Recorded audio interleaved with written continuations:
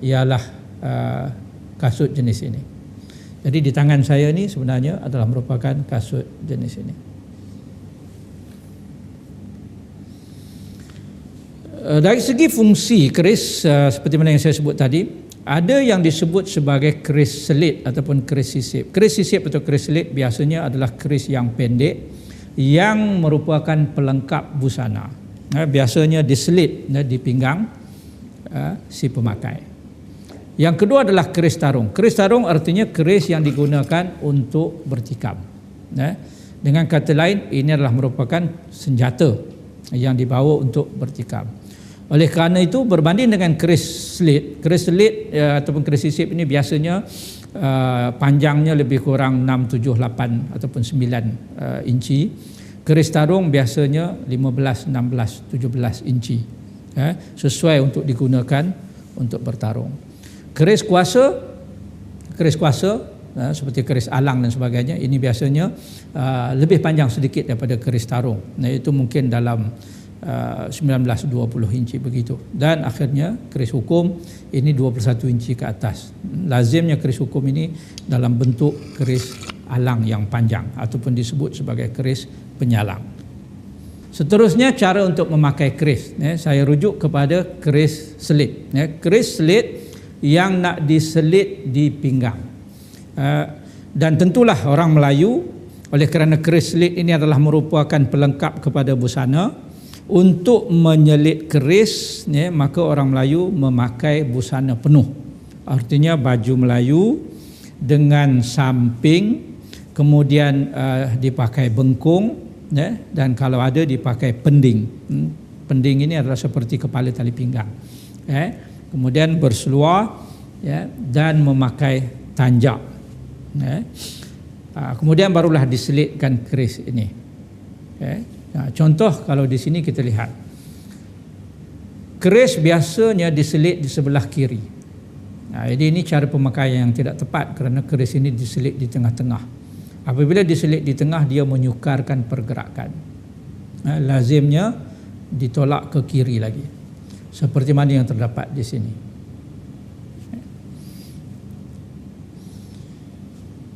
Ini adalah merupakan catatan yang kita perolehi daripada catatan lama yang menceritakan bagaimana cara ataupun adab yang betul untuk menyisip ataupun menyelit keris pada busana. Kalau kita baca di sana ditulis, kalau memakai keris tersisip sebelah kiri. Sebelah kiri begini. Keris beradat berlembaga. Kalau memakai keris terlentang seperti ini maksudnya keris terlentang. Keris terlentang, artinya hulunya ini mengarah keluar. Hulunya mengarah keluar. Kalau memakai keris terlentang, itu tanda mencari lawan. Bagai ayam kokok berdentang, bagai hulu balang masuk gelanggang. Elok dipakai di tengah hutan atau belayar di tengah laut untuk menjaga-jaga diri. Jadi artinya kalau kita memakai keris begini, artinya kita berniat atau berhajat untuk mencabut keris ini untuk bertikam. Ini cara pakai yang pertama. Kita sambung lagi. Kalau keris hampir terlungkup, artinya hulunya dipusing ke dalam. Disisip begini, hulunya pusing ke dalam. Kalau keris hampir terlungkup, keris tidak mencari lawan, keris tidak mencari musuh. Yang dipakai dalam jamuan, yang dipakai pergi bertandang. Artinya kalau kita ke majlis kerakyat tidak dengan niat untuk berlawan dengan sesiapa, maka inilah cara memakai keris yang betul. Artinya hulunya mengarah ke badan. Malah kalau kita berkeris, artinya menyisip keris pada busana, dan nak menghadiri sesuatu majlis di istana, maka ini adalah cara memakai keris yang betul. Kerana dalam istana hanya sultan sahaja yang boleh memakai keris terlentang begini. Melainkan bagi pengantin pada hari bersanding. Oleh kerana pengantin itu disebut sebagai raja sehari, maka pengantin lelaki sahaja dibenarkan memakai keris begini. Kerana pada hari perkahwinan, pengantin lelaki adalah merupakan raja sehari. Ini adalah merupakan adab memakai keris. Kemudian cara memegang keris. Ya. Cara memegang keris. Ya. Bagaimana cara nak memegang keris? Yang pertama saya nak sebut di sini bahawa keris ini adalah merupakan senjata yang dicipta oleh orang Melayu penuh dengan kebijaksanaan. Tidak seperti pedang. Keris walaupun kita pusing hulunya ke bawah, dia tidak akan jatuh. Kerana apabila dimasukkan saja keris ke dalam hulu, ke dalam sarung, matanya sudah terkunci. Jadi apabila nak bertarung ataupun nak mencabut keris, biasanya orang membuka kunci dengan menolak pangkal ataupun mulut sarung itu dengan ibu jari. Setengah orang menyebut istilah ini sebagai merenjis. Jadi kalau direnjis artinya keris itu bila-bila masa saja bersedia untuk dicabut. Dengan kata lain, apabila keris dihunus, dikeluarkan dari sarungnya, orang itu sentiasa dalam keadaan sedar. Kerana tidak pernah berlaku secara tak sengaja keris tercabut. Sebab keris sentiasa dikunci. Sebab tu dia tak jatuh. Kalau kita goyang begini pun dia tidak akan jatuh.